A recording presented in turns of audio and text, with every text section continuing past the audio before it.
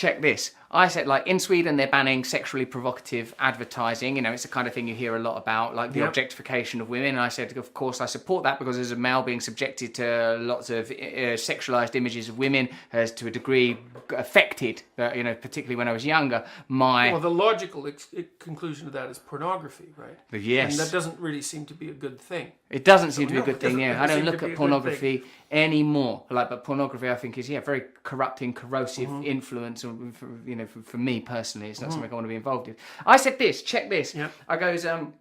I feel the use of the female in advertising and commodification in general is the perverted desire to worship the feminine. The negated and neglected feminine has found its expression through consumerism and commerce because it is not being properly honoured socially.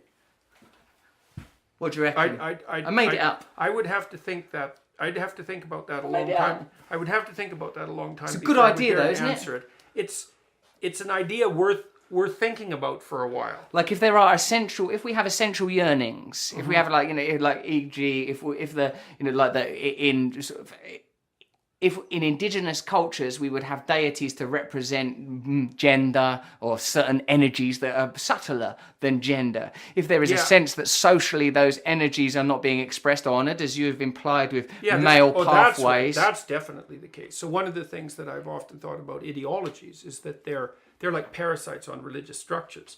And if you're thinking that the movement of feminine imagery up into the consumerist world is an analog, or is at least in part a consequence of not having a symbolic place where that attraction can be expressed, I think that's probably right.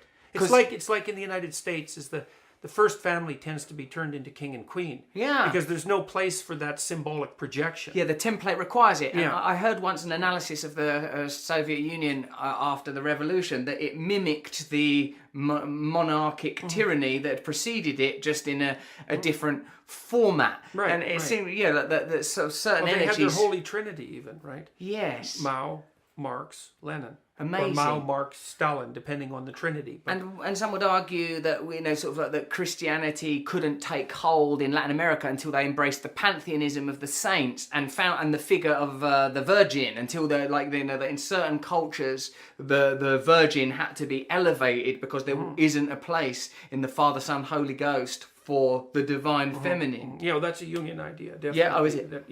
Definitely. That's an original idea of Jung's, is that Cool. the Trinity is missing a quartile, and sometimes that quartile is filled by the figure of the devil, and sometimes it's filled by the figure of the woman.